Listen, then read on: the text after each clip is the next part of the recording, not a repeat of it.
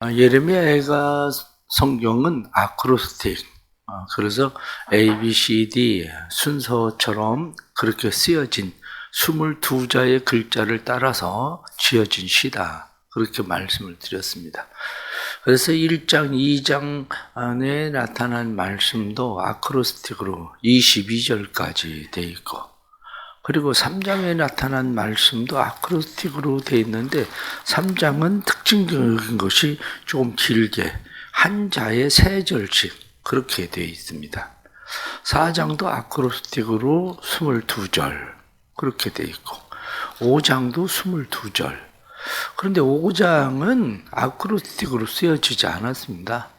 절수만 22절로 되어져 있지 A, B, C, D하고는 상관없이 그냥 쓰여져 있는 그런 겁니다. 학자들은 이야기하기를 왜 5장은 아크로스틱으로 쓰여지지 않았나 이렇게 이야기할 때 5장은 예루살렘이 무너짐으로 완전 질서가 완전 파괴되어진 A, B, C, D 순으로 나가야 되는 그 순서의 질서가 완전 파괴되어진 그런 상태다. 이렇게 보고 있는 것이 이 5장에 나타나는 그런 말씀입니다.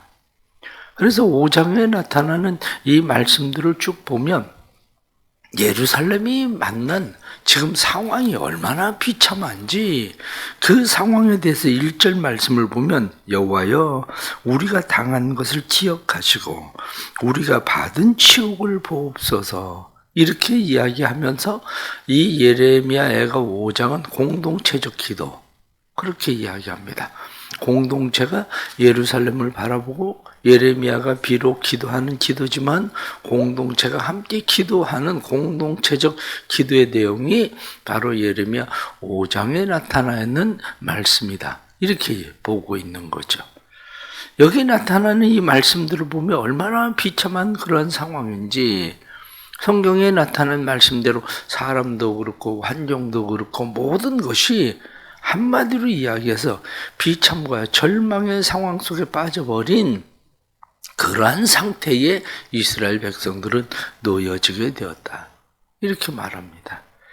어디든지 전쟁이 일어나면 남자들은 대부분 죽고 여자들은 과부가 되고 이런 상황들. 그런데 여자들이 과부가 되는 것만이 아니라 그 어머니들도 죽으면 아이들은 고아가 되는 이런 상황들이 되죠. 그런데 신기한 것은 전쟁이 일어나면 기근도 찾아옵니다. 전쟁이 일어나면 기근이 왜 찾아올까? 기근이라고 하는 것이 우리가 꼭 비가 오지 않아서 기근이 오는 것만 아니에요. 기근은 황폐해지면 기근이 오게 되는 거죠. 누군가 그것을 가꾸고 돌볼 사람이 없으면 기근이 오는 거예요. 마찬가지로 삶도 우리가 잘 가꾸지 않으면 인생에 기근이 옵니다. 그냥 편하게 그냥 되는 대로 살지 뭐 편하게 그냥 살 거야. 그렇게 편하게 살면 인생은 기근이 옵니다. 그런데 사람들은 그것을 깨닫지 못하니까 그냥 편하게 살 거야. 편하게 사는 사람들, 노숙자들 얼마나 편하게 삽니까? 아무 데서나 자고 그냥 옷 걱정하지 않고. 그런데 그들의 인생이 부유한 사람들을 보셨습니까? 그들의 인생은 한결같이 다 기근을 만난 사람들이 돼요. 우리의 삶도 역시 마찬가지입니다. 잘 가꾸지 않으면 기근이 온다는 사실을 우리가 알아야 됩니다. 그래서 이 기근이 오니까 얼마나 이 기근이 심각한지 사람들이 6절에 나타난 말씀 보면 그런 말씀도 나옵니다. 우리가 애굽 사람과 아수르 사람과 악수하고 양식을 얻고 배부르고자 하였나이다. 원수같이 생각하는 사람들, 그 사람들에게 악수한다 이렇게 표현하고 있는 것은 단순히 서로 친하자고 이렇게 악수하는 게 아닙니다. 서로 친하자 이렇게 악수하는 것이 아니라 내가 그에게 굴복하고 굴종되어서 그에게 손을 내밀고 양식을 얻기 위해서 떡을 위해서 무엇을 할 수밖에 없는 상황들, 이러한 것을 이야기하죠. 뒤에 나타나는 11절 말씀도 보면 대적들이 시온에서 부녀들을 유다 각 성읍에서 처녀들을 욕보였나이다. 어느 나라든지 전쟁이 일어나고 나면 여자들의 피해가 극심하죠. 지금 말씀에 나타난 것처럼 부녀들을 처녀들을 욕보였다 이렇게 말하는 것처럼 그것이 마치 정복자들이 해야 되는 일인 것처럼 전쟁이 일어나고 나면 이런 일들이 어디에서든지 비일비재하게 일어나는 일들이죠. 그래서 쭉 성경에 나타난 이 말씀들 15절 말씀 보면 우리의 마음에는 기쁨이 그쳤고 우리의 춤은 변하여 슬픔이 되었사오며 기쁨이 그쳤다. 춤이 변해서 슬픔이 되었다. 이게 결론적인 우리의 지금 비참한 상황들을 하나님 보십시오. 얼마나 비참해졌는지 그 이야기를 쭉 나열하고 있는 그런 말씀이죠. 그런데 예레미야 5장에서 나타나는 이 말씀들을 보면서 우리가 다시 생각하게 되는 일이 있습니다. 그게 뭐냐면 예레미야가 지금 누구에게 이것을 하나님 고하고 있습니까? 하나님께 고하고 있는 거예요.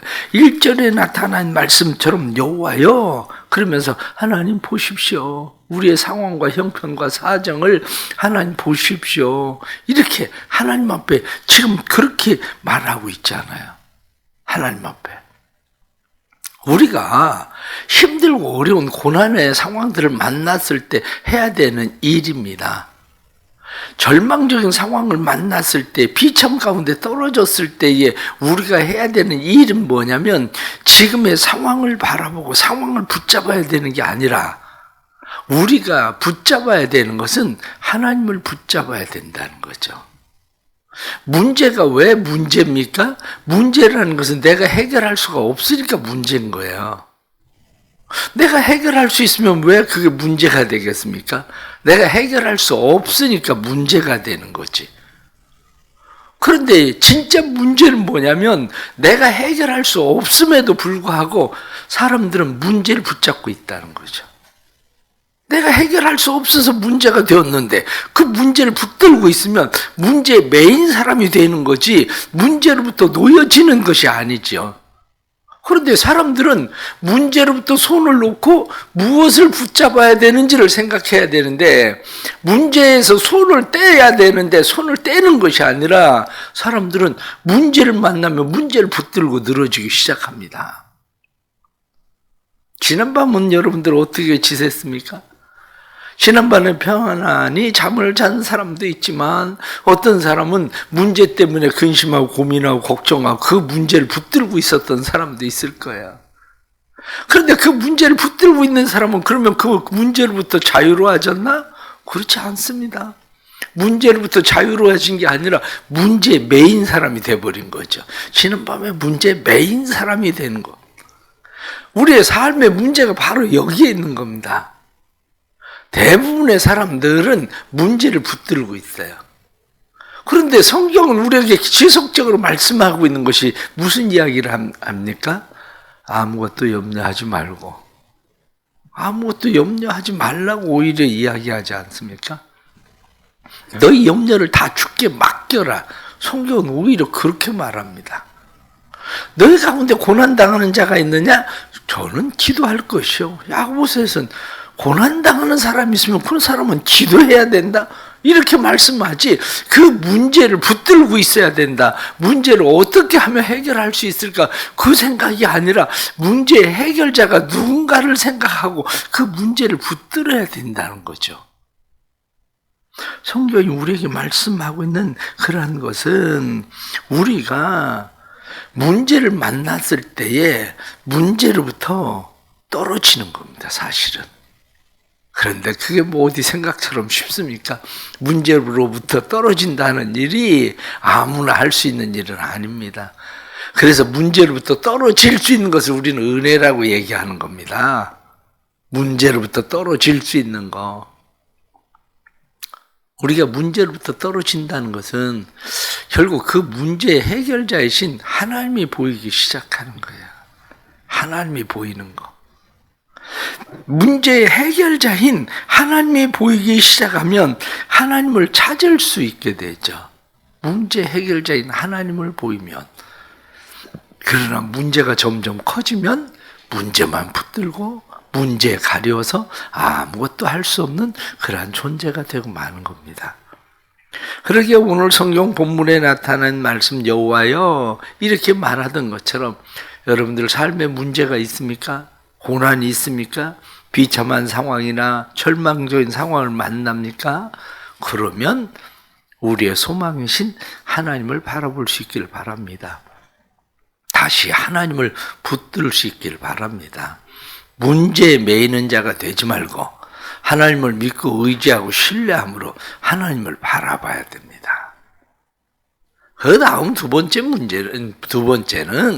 하나님을 그냥 바라보고 있다고 해서 되는 일은 아닙니다. 하나님을 바라보고 있다고 해서 되는 일이 아니라 하나님을 바라본다는 것은 무엇을 이야기하냐면 회개를 이야기하죠. 오늘 말씀의 7절 말씀을 보면 그렇게 되어 있습니다. 우리의 조상들은 범죄하고 없어졌으며 우리는 그들의 죄악을 감당하였나이다. 말씀 보니까 조상들이 범죄했다. 그런데 그들은 사라져버렸다. 그 죄악을 우리가 담당했다. 성경 말씀은 우리가 그 죄를 담당했다. 그렇게 말씀하고 있죠. 그렇습니다. 16절 말씀을 보면 우리의 머리에는 면류관이 떨어져 싸우니 오호라 우리의 범죄 때문이니이다. 우리의 조상들의 죄 때문에 우리가 이렇게 된 겁니다. 이렇게 생각하는 것이 아니라 우리의 범죄 때문입니다. 이렇게 말하고 있는 거죠.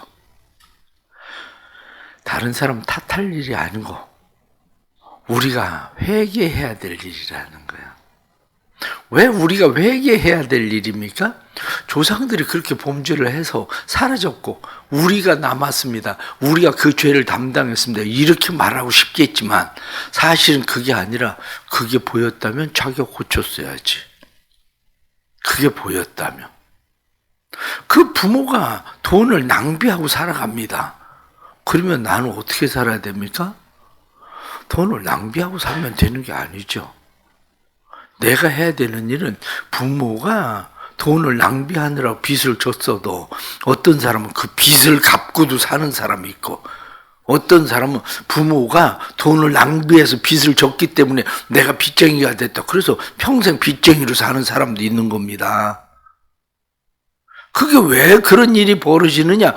오늘 본문에 나타난 말씀처럼 우리 조상들이 범죄했습니다. 그런데 그들은 사라져버리고 우리가 그 죄를 담당했습니다. 이렇게 이야기하면 우린 그걸 담당하고 그냥 평생 살아야 돼요.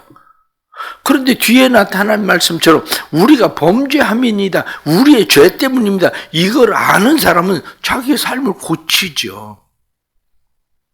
자기의 삶을 고치는 일 쉬운 것 같지만 쉽지 않습니다. 왜 쉽지 않으냐? 부모로부터 물려받은 죄라고 하는 죄의 유전이 얼마나 강한지 여러분들 그것을 아십니까? 부모가 게으른 사람들 자녀들이 부지런할 것 같죠. 왜냐? 그 인생하고 그 인생이 다른 인생이니까. 그런데 그 죄의 게으름의 유전이요 자녀들이 그대로 갑니다. 희한할 정도로 자녀들도 게을러져요. 그게. 그러면 그 사슬을 끊어야 되는데 그 사슬을 끊는 방법이 뭐냐면 우리의 부모 때문입니다. 아니 우리 부모가 원래 성격이 그래서 나도 그 성격 물려받아서 그렇습니다. 이렇게 생각하면 벗어나지 못합니다. 그런데 그게 내 죄입니다. 이렇게 생각하는 사람은 그것을 벗어나죠. 지금 예레미야가 기도하고 있는 기도가 그런 겁니다. 하나님, 그들이 범죄했습니다.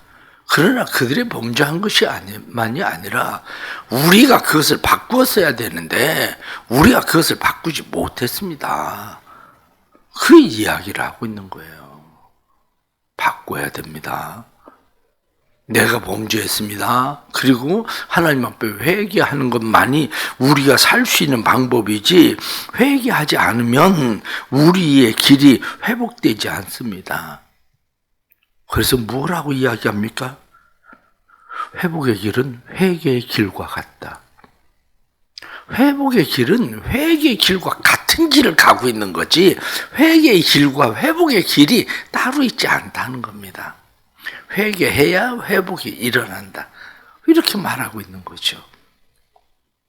그러나 오늘날 많은 사람들이 여기에서 실패하고 있습니다. 문제로부터는 벗어난 것 같은데 문제로부터 벗어난 것이 아니라 회개를 모르는 삶을 지속적으로 살아가는 거죠. 참된 회개, 그것이 참된 회복의 길. 이것을 깨달을 때에 우리의 삶에 변화가 일어나고 우리의 삶에 하나님이 하시는 일들이 보여지기 시작하는 거죠. 마지막은 우리가 해야 되는 일은 하나님이 새롭게 하신다는 것을 믿는 겁니다. 지금 이 절망적인 상황과 환경들을 바라보면 다시 회복의 가능성이 있습니까? 다시 회복할 수 있는 가능성은 없습니다. 회복의 가능성이 전혀 없는데 하나님을 붙들면 하나님이 회복시키시는 은혜가 일어납니다. 사람들은 하나님을 붙들고 믿고 의지하는 일들이 내 삶에 하나님을 경험하고 내 삶에 하나님을 만나면 하나님이 도와주시고 은혜 베푸신다는 것을 경험적으로 깨닫는 사람들은 하나님을 붙들고 의지하고 하나님 앞에 맡겨요. 그런데 그게 안 되는 사람들은 계속 똑같은 일을 반복하고 또 반복합니다. 오늘부터 미얀마에 또 가가지고 다녀오게 되는데 원래는 작년에 미얀마를 가려고 계획을 하고 있었습니다. 작년에 미얀마를 가려고 계획을 하고 있었는데 우리 노예 안에 미얀마 선교회라고 선교회가 있습니다. 선교회를 제가 만들어서 미얀마 선교사님들을 돕는 그런 일들을 하고 있는데 미얀마 선교회 목사님들이 갈 때에 항공료를 저희가 대주거든요. 항공료를 대주고 최소한의 숙소비를 대주고 나머지는 본인들이 교회들이 알아서 하세요. 이렇게 하고 있는데 미얀마 목사님들이 미얀마를 잘 가려고를 안 해요. 비행기상을 대줘도 가서 교육 좀 시키고 와라. 왜 안 가나? 사실은 그 이유를 잘 몰랐어요. 근데 한 목사님 제게 이야기를 해요. 목사님 부담이 너무 많이 돼요. 항공료 대주고 그런데 가서 강의만 하고 오면 되지 왜 부담이 많이 되냐? 그러고 물었더니 뭐 이야기를 하더라고요. 그래 내가 선교사님들한테 작년에 메일을 보냈어요. 문자를 보내서 경비가 얼마나 드는 거냐 그러고 보냈어요. 보냈더니 경비를 쭉 보냈더라고요. 근데 내가 딱 잘라서 얘기해서 돈 너무 많이 들어서 올해 못 갈 것 같다. 그리고 안 갔어요, 작년에. 왜 저희가 돈이 많이 들어서 못 가는 건 아니에요? 왜냐, 작년에도 저희가 1,500만 원 연말에도 보내주고, 돈이 많이 들어서 못 가는 게 아니라, 제가 하는 얘기는 당신들 과도하게 요구하고 있는 것 같다. 그 얘기예요. 과도하게. 그러니까 저는 다른 개별적으로 목사님들한테 하기 때문에 제가 잘 몰랐어요, 사실은. 그 목사님들도 저한테 그런 얘기들 잘 안 하고. 그러다가 보니까. 그래서 제가 이번에 갈 것 같다. 그랬더니 내가 작년에 돈이 많이 들어서 못 갈 것 같다 그랬더니 무슨 돈 든다 소리 하는 마디도 안 해. 왜? 돈 많이 든다 그러면 또 안 온다 그럴까봐. 그런데 사실은 생각을 해보세요. 저희가 가면 늘 들어가는 경비보다 늘 더 가져가고 더 해주고 도와주고 그러고 오지. 항상 당신들 선교비 가지고 그거 다 땜방 해라 그러고 오는 일이 있겠습니까? 저희 교회가? 저희 교회 정말 선교하는 일에 헌신적으로 잘합니다. 제가 선교를 갈 때 사실 그 돈 교회에서 다 달라고 그러면요. 교회에서 목사님 이제 선교 그만 가시면 좋겠습니다라고 얘기할 수도 있어요. 그런데 그래도 교인들이 목사님 가신다고 선교비 주고 그러니까 그거 가지고 다 주고 그러니까 그게 가능해지는 거지. 그게 제가 왜 이런 말씀을 드리냐면 그분들이 나를 지금까지 1, 2년 경험한 게 아니잖아요. 나를 잘 알면 내일 목사님 그냥 오세요. 목사님 모시기만 하면 돼요. 아마 그렇게 얘기를 했을 거예요. 돈이 얼마 든다고 얘기하는 게 아니라 목사님 그냥 오세요. 목사님 모시기만 하면 돼요. 이렇게 얘기를 했을 거예요. 그 일들이. 그래요. 때로는 다른 분들도 사실은 가서 하고 있는, 도와주고 있는 그런 일들이 그냥 가서 말씀 사역하면 그들이 빈손으로 가지는 않거든요. 그럼 그 경비에 맞춰서 쓰면 되는 거거든요. 그 경비에 맞춰서 쓰면. 왜 이런 말씀을 드리냐면 여러분들이 하나님을 오해하고 있어요. 하나님이 여러분들이 손을 벌리실 때에 하나님이 여러분들을 몰라서 오늘 성경 말씀에 나타난 것처럼 하나님 우리의 당한 것을 기억하십시오. 하나님이 우리의 지금 치욕을 살펴보십시오. 하나님 모르십니까? 하나님 다 그렇게 하도록 만드신 거지. 하나님이 하시도록 만든 거지. 하나님 모르시는 게 아니에요. 지금 여러분들이 만나고 있는 상황들을 하나님 모르십니까? 그 일이 어디로부터 일들이 그렇게 된 건데요? 그 일이 하나님께서 그것을 허용하셨으니까 그 일이 일어나는 거 아닙니까? 그렇다면 우리가 해야 되는 일은 하나님 이렇게 해주세요, 저렇게 해주세요. 막 그것도 중요할 수 있죠. 그러나 내가 정말 하나님 믿고 의지하고 신뢰하면 하나님, 그냥 하나님 함께 하시면 됩니다. 그냥 하나님 내 소망이십니다. 하나님 나의 희망이십니다. 저 이제는 하나님밖에 없습니다. 이게 답인 거지. 뭐 주저리 하나님 앞에 막 이렇게 저렇게 막 얘기한다고 그래서 되는 문제가 아니에요. 왜? 그러면 하나님이 오히려 너 아직 정신 안 차렸네. 아직도 너 조금 모르는 것 같다. 좀 더 기다려야 될 것 같아. 오히려 하나님이 그렇게 하시지. 이번에 제가 미얀마 가지만 우리 교인들이 정말 미얀마나 이런 선교하는 일에 헌신적입니다. 미얀마 학생들이 요즘 군부 때문에 쌀값은 뭐 배도 더 올랐어요. 엄청나게 올랐어요. 쌀값이랑 모든 것들이. 미국에서 돈이 달러가 들어오질 않으니까 원조나 이런 돈이 들어오지 않으니까 예전에 우리가 집을 선교사님들 집을 사줬는데 그 우리나라 돈 5천만 원이거든요. 5천만 원을 주고 집을 사줬는데 지금 그 집이 1억이 돼요. 그런데 달러로 환전하면요 5천만 원이야. 한마디로 집 값은 짜스라고 그러거든요. 짜스는 오른 것 같은데 한마디로 절반은 떨어진 거예요. 그게. 네네. 그런 상황이거든. 그러니 신학생들이 오기는 하는데 등록금을 낼 돈이 없으니까 등록금을 없어요. 그래도 밥값은 내야지 되지 않냐. 생각해보면 한 달을 5만 원 가지고 한 달을 먹고 산다는 게 이 사람들이 5만 원 가지고 한 달 먹고 사는 거거든요. 그런데 우리 교인들이 그죠? 그래도 헌금해 주시고 그래서 얼마나 감사한지. 우리 교회에서 조금만 보태면 그래도 신학생들 저희가 이번에 헌금한 게 해주신 게 1년 기숙사 식사비예요. 그게 조금이 아니라 1년 식사비라고. 그게. 제가 왜 이런 말씀을 드립니까? 답은 하나님이에요. 답은 하나님. 우리의 삶에 답은 하나님이 답이신 거지 내가 문제를 붙들고 있다고 해서 답이 생기는 거 아닙니다. 하나님이 답이라면 회개의 길, 그게 회복의 길이라는 걸 알아야 돼요.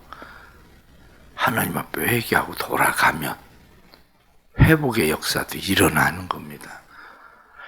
하나님께서 고레스 한 사람 사용하시니까 이스라엘 백성들이 바벨론에서 돌아오잖아요. 누가 날 도와줄 수 있을까? 사람 붙들었으면 그런 답이 어디서 나오겠습니까? 그런데 하나님 붙드시니까 하나님이 사람 보내시니까 답이 나오잖아요.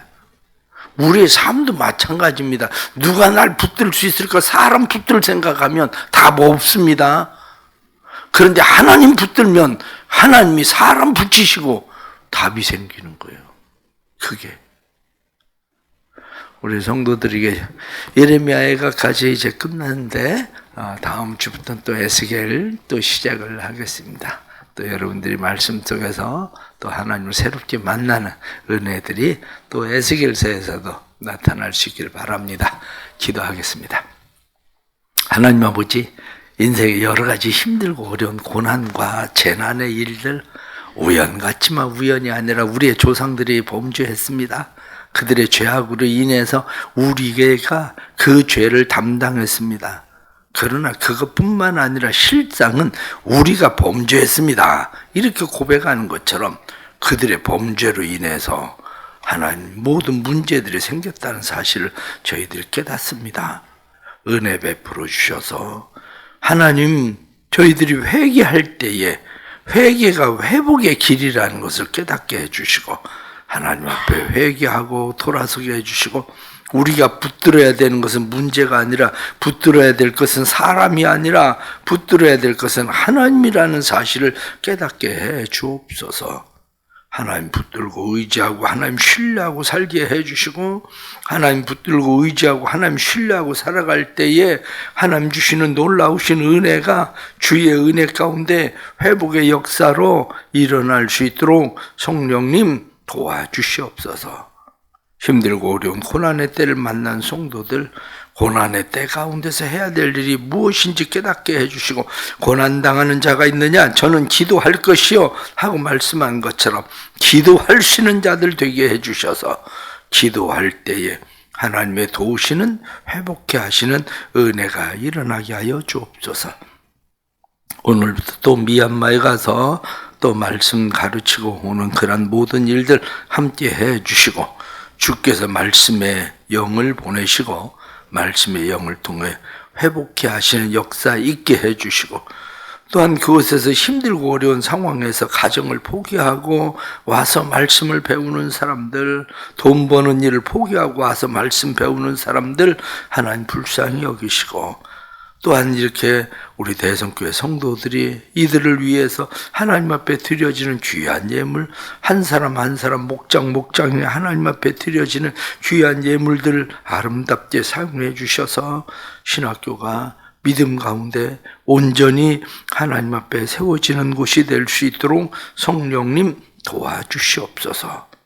주님의 크신 은혜와 사랑을 하나님 나타내시고, 은혜와 사랑의 역사가 온전히 사랑하는 백성들에게 임하게 해주셔서 그곳에 복음의 역사가 날마다 일어날 수 있도록 도와주옵소서. 선교사님들에게도 건강 주시고 다녀오는 모든 길에도 주님 함께 해 주옵소서. 하나님 앞에 늘 믿음으로 나아가고 새벽에 나와서 기도하는 성도들, 새벽의 기도가 주께 상달되어지는 믿음의 기도되도록 성령님 역사해 주옵소서. 예수님의 이름 받들어 간절히 기도드리옵나이다. 아멘.